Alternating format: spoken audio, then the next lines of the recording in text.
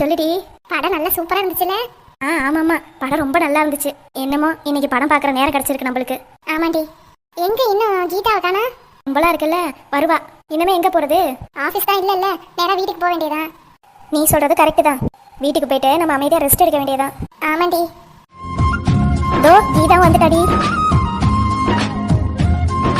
என்ன கீதா, படம் நல்லா இருந்துச்சா? படம் சூப்பரா இருந்துச்சுடி.